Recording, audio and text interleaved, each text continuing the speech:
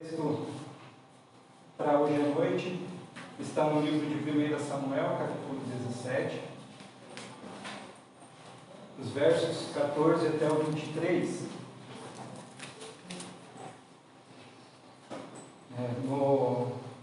Eu vou dar um breve histórico, sobre essa passagem, e para que a gente possa ter a compreensão também dessa porção da palavra.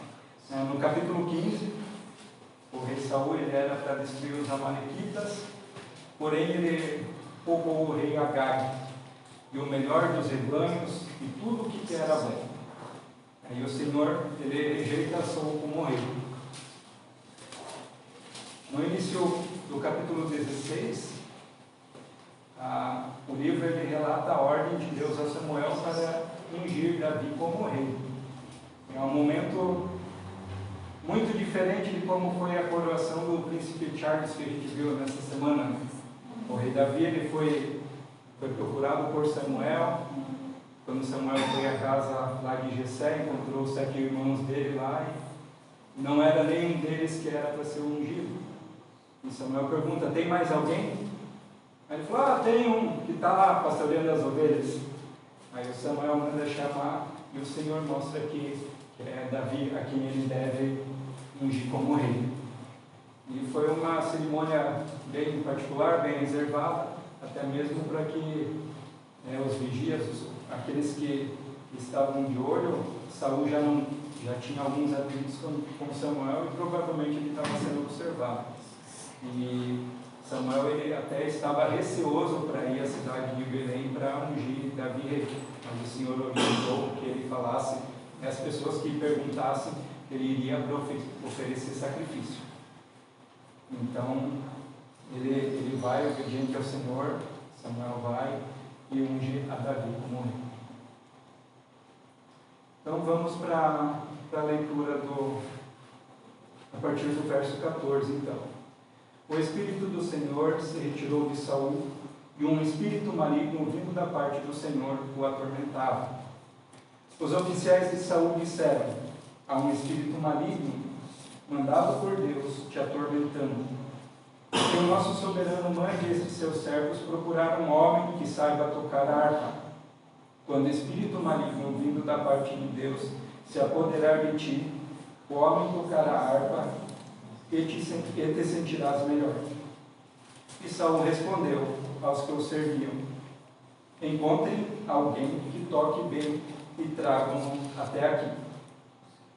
Um dos oficiais respondeu: conheço um filho de Jessé, de Belém, que sabe tocar harpa. É um guerreiro valente, sabe falar bem, tem boa aparência e o Senhor está com ele.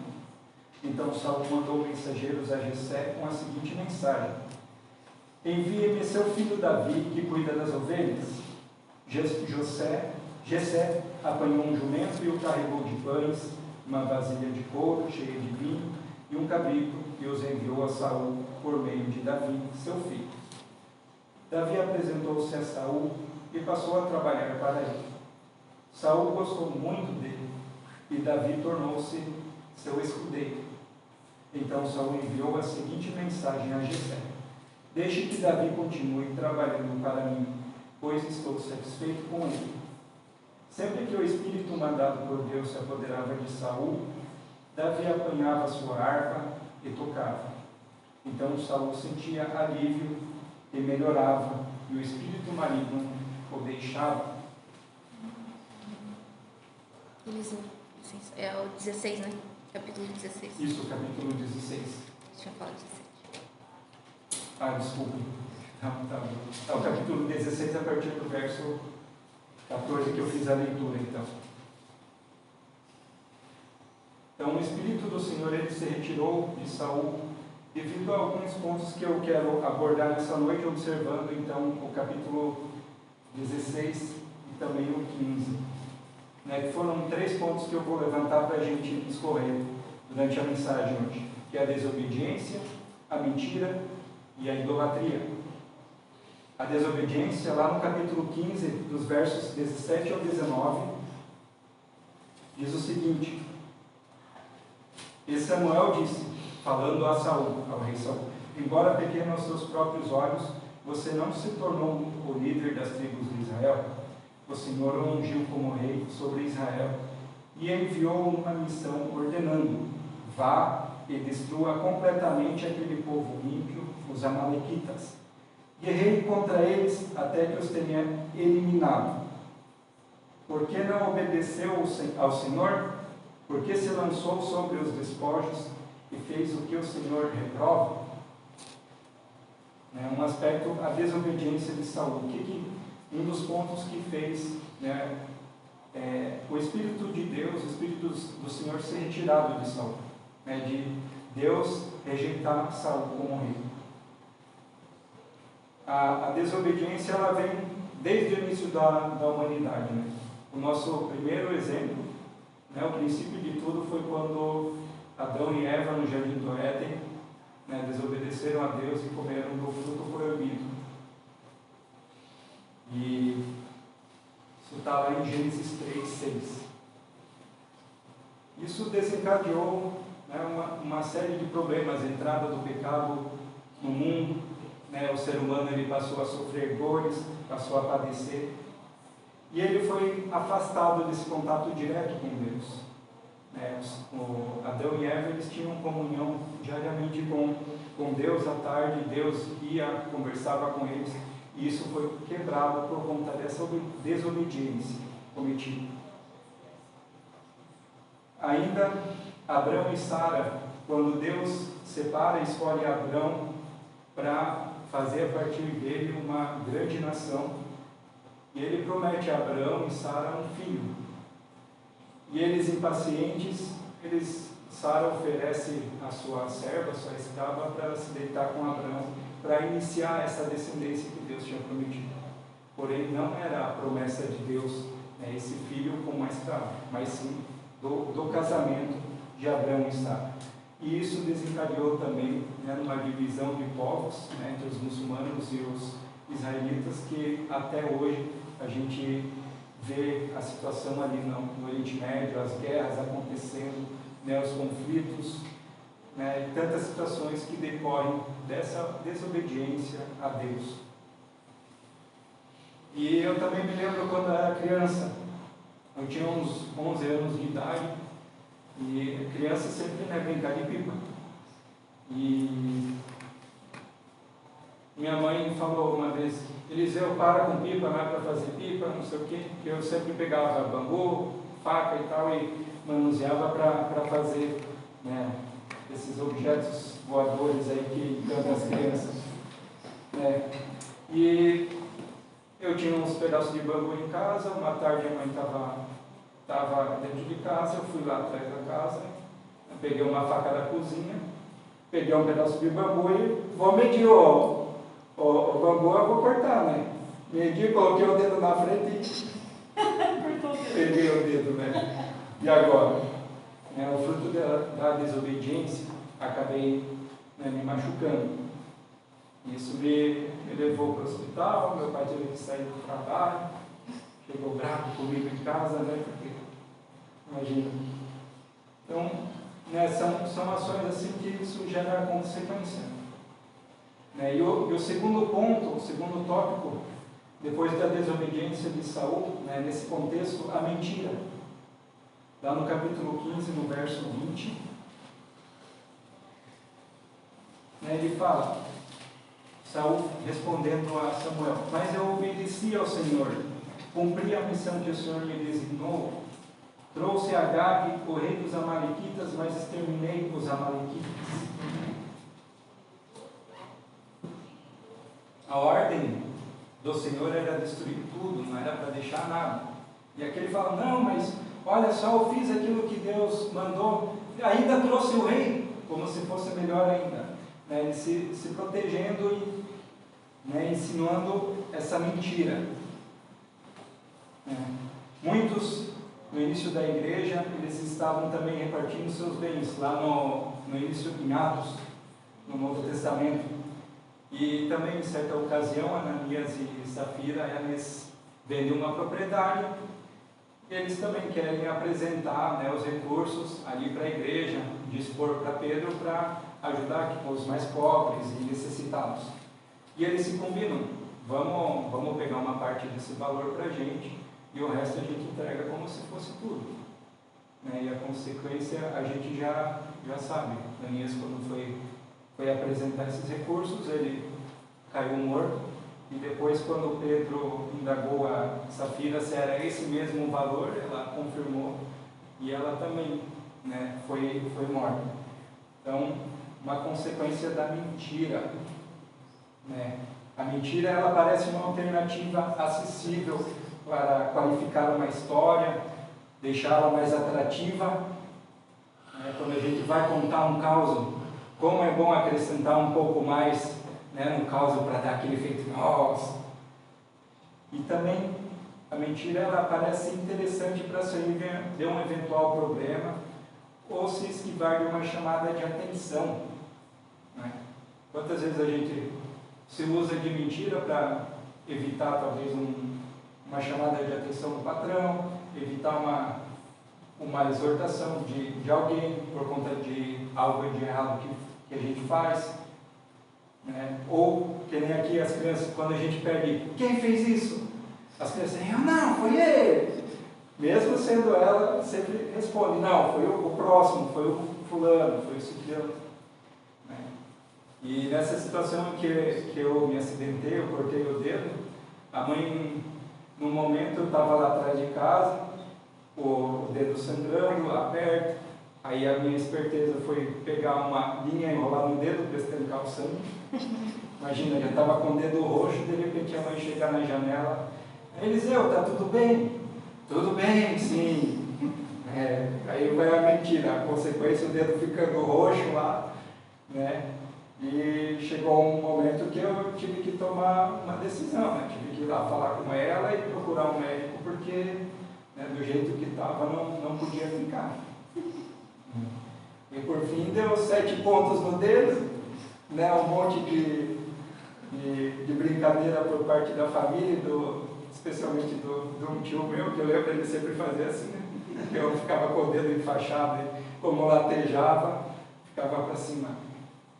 Mas para ver, né, a consequência da mentira, eu poderia ter minimizado esse problema. Se eu tivesse falado logo, a mãe já ia chamar o pai, já ia para o postinho e tudo certo. Né? E o terceiro ponto é a idolatria. Saul estava preocupado com a sua reputação diante do povo.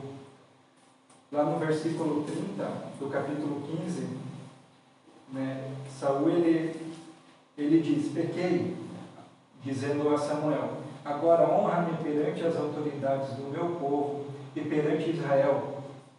Né?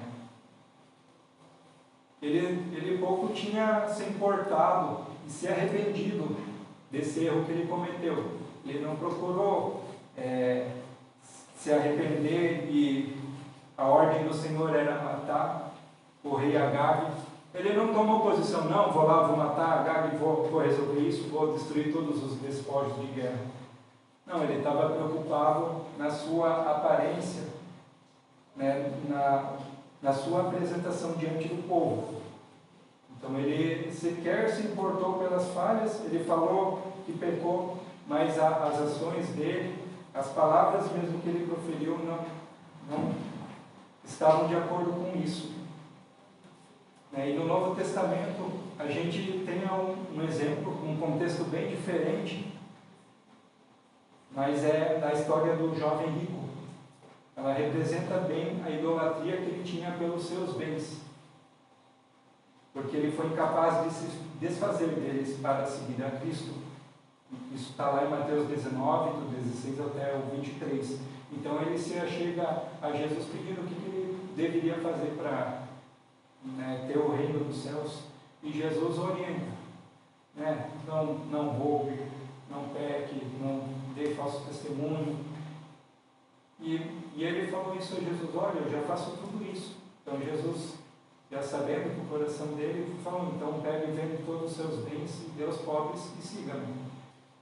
Então, ele tinha essa idolatria por esses recursos e ele não foi capaz de deixar de tudo isso para seguir a Cristo.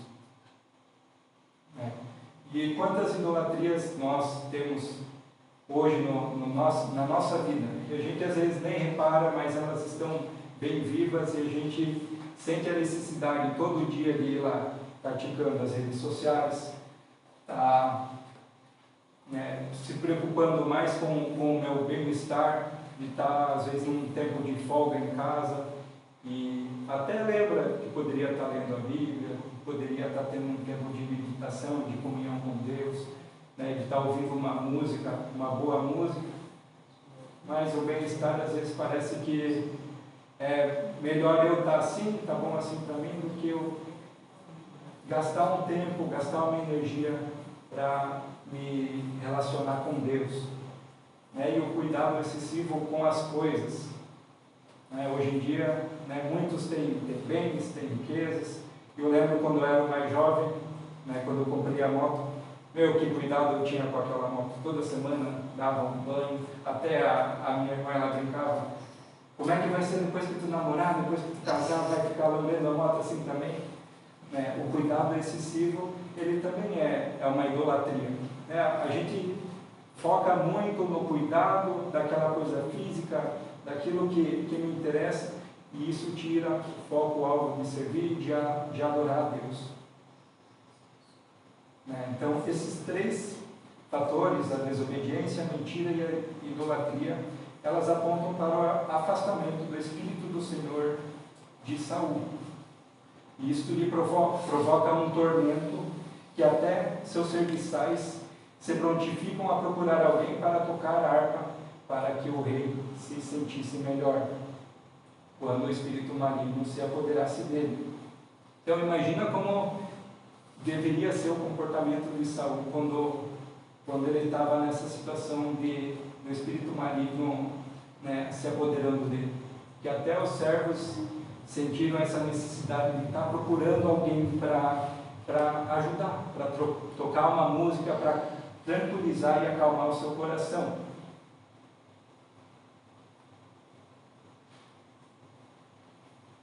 E aí a gente percebe como é interessante que a música ela tem a capacidade de mexer com as nossas emoções.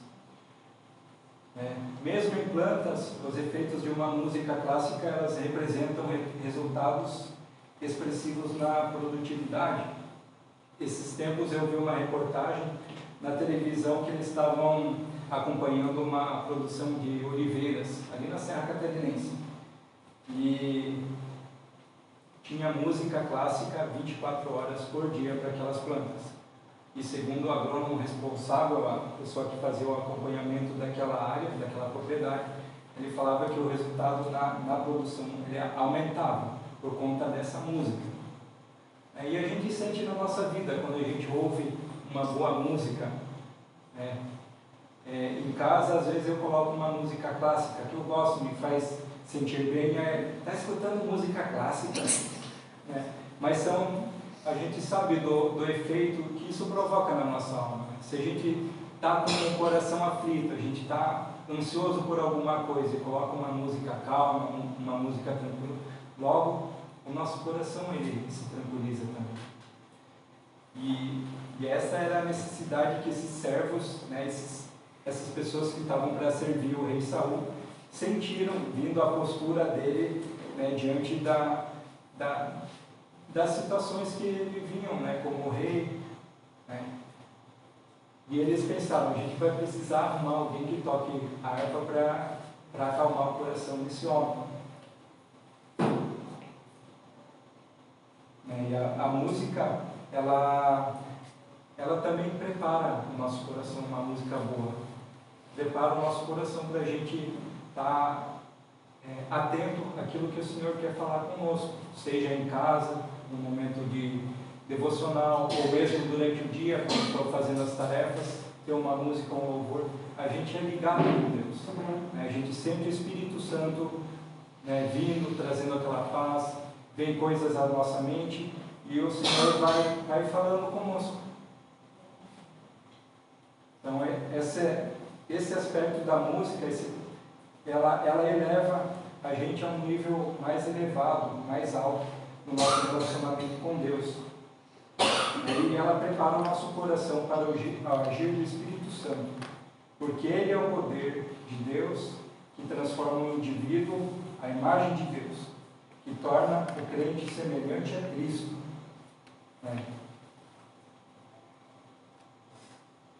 Em 2 Coríntios 3,18, diz o seguinte: e todos nós, que com a face descoberta contemplamos ou refletimos a glória do Senhor, segundo a sua imagem, estamos sendo transformados com glória cada vez maior, a qual vem do Senhor, que é o Espírito. O Espírito revela Jesus Cristo. Este Espírito conduziu Davi. No final do capítulo 16, o versículo 13, diz que Samuel apanhou o chifre cheio de óleo e ungiu na presença de seus irmãos. E a partir daquele dia, o Espírito do Senhor apoderou-se de Davi e Samuel voltou para Ramá. Então foi esse Espírito do Senhor que se apoderou de Davi e conduziu a Davi em todo esse processo, em toda essa caminhada, desde esse momento que ele foi chamado para o palácio para tocar a harpa, para acalmar a alma do rei Saul. Esse momento foi um tempo de aprendizado também, que Davi pôde ver como é que é a dinâmica, o funcionamento do palácio, do reinado, a ordem das tropas para a guerra. Então ele pôde observar, ele pôde ter todo esse aprendizado, já desde aquele momento em que ele foi chamado por Saul para tocar a harpa. E também a presença do Espírito lhe deu coragem para desafiar, para lutar contra Golias, que é um evento que acontece já no capítulo 17, em que o povo de Israel está diante dos filisteus, e aquele homem, aquele gigante lá está desafiando alguém para lutar com ele, e ninguém se prontifica. Então, o Espírito Santo, o Espírito de Deus, ele dá essa coragem, essa força para que Davi ele vai lute com esse gigante. E mesmo sendo preparado com toda aquela armadura, com todo aquele aparato de defesa, de guerra, junto com a espada, ele não conseguiu aguentar o peso, ele não conseguia se movimentar com aquilo. Ele dispensou essa armadura do rei Saul, e ele foi assim, como um pastor, com sua funda, pegou uma pedra e lançou contra Golias. Então esse é o poder do Espírito que opera e que dirige uma vida. E ao longo de toda a história de Davi, ele tem grandes vitórias em batalhas, ele organiza toda a nação de Israel, e ele sente um desejo também no coração de construir um templo ao Senhor.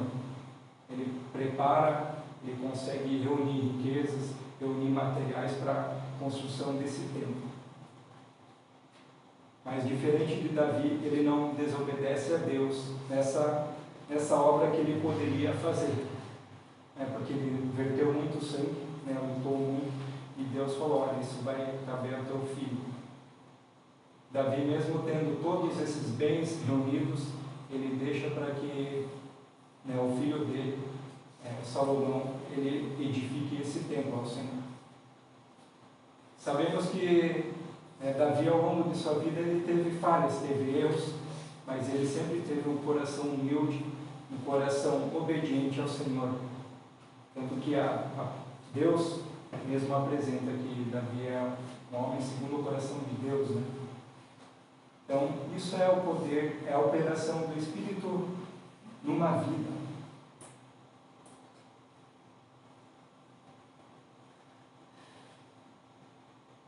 Então, Jesus Cristo, ele prometeu para os seus discípulos, em João 14, 26, mas o Conselheiro, o Espírito Santo, que o Pai enviará em meu nome, ele ensinará a vocês todas as coisas e fará vocês lembrarem de tudo o que eu disse. O Espírito Santo, ele, no período do Antigo Testamento, ele era usado de forma pontual em pessoas. Então o Espírito Santo ele foi tirado do rei Saul, quando Davi foi ungido rei. E o Espírito Santo chegou sobre, foi posto sobre Davi. E hoje, no Novo Testamento, a gente tem o Espírito Santo disponível para cada um de nós. Jesus Cristo, ele, por meio da sua obra salvífica, ele deixou o seu Espírito, o Espírito Santo Consolador, para que cuidasse de nós e nos orientasse. A gente tem um evento do Pentecostes, que é essa marca, é a descida desse Espírito, que ele se manifestou na vida dos apóstolos e daquelas pessoas que estavam reunidas. Então ali se viu o poder através do Evangelho que foi pregado, das almas que foram salvas, das pessoas que eram de outras nacionalidades e ouviram claramente em sua língua a mensagem que foi pregada. E é esse Espírito que ele está no meio de nós e ele também nos ajuda e nos ensina e testifica da obra de Cristo em nossas vidas. Por meio do Espírito Santo, a gente tem o entendimento de que somos pecadores, a gente tem o entendimento de que nós precisamos nos arrepender das nossas falhas, dos nossos pecados. O Espírito Santo, ele nos ajuda nas decisões do dia a dia, ele nos ajuda nos orientando a tomar, a fazer aquilo que é certo, aquilo que agrada a Deus. E o Espírito Santo, ele revela Jesus Cristo para as nossas vidas. Não se pode conhecer Jesus a parte do Espírito, ou por outro meio que não pelo Espírito. Não se pode experimentar o Espírito senão deste modo. O Espírito tem o caráter de Cristo e imprime esse caráter naqueles que se submetem a Ele. Que a gente possa sentir e pensar sobre o caráter de Cristo nas nossas vidas. O Espírito Santo imprime esse caráter. É a ação do Espírito que vai, quando Eliseu está querendo fazer uma decisão errada, ele vai lá, não é por aqui, é outro caminho. É ele que vai estar dando orientação. Quando a gente está naquele tempo de comodismo em casa, na boa, o Espírito Santo vai lá, ore por tal irmão, ora por aquilo, busca a palavra do Senhor. É Ele que vai nos acordando, vai nos guiando nesse sentido. Então que Deus possa estar falando e abençoando as nossas vidas através dessa palavra. Que o Espírito Santo possa ser vivo e real em nossas vidas, no nosso dia a dia. Que a gente possa ver mesmo a Cristo através das obras que o Espírito Santo manifesta e realiza em nossas vidas. Oremos. Pai de amor, muito obrigado pela Tua palavra. Te agradecemos, ó Deus, porque o Senhor tem nos ensinado, o Senhor tem nos orientado a cada dia, que o Senhor também tem chamado a atenção para algumas coisas que precisamos ajustar em nossa vida. Te agradecemos pelo Teu Santo Espírito que foi entregue para nós, que Ele opera em nossas vidas, revela a Tua glória, revela a importância do sacrifício de Jesus na cruz. E obrigado por esse exemplo que temos na palavra, da Tua obra ao longo de toda a história da humanidade. Deus amado, que possamos também viver as nossas vidas, seguindo as orientações e recomendações do Teu Santo Espírito, e Jesus Cristo possa ser manifesto e possa ser vivo e presente em nossas vidas, no nosso dia a dia. Eu peço isso, Senhor, em nome de Jesus. Amém. Amém.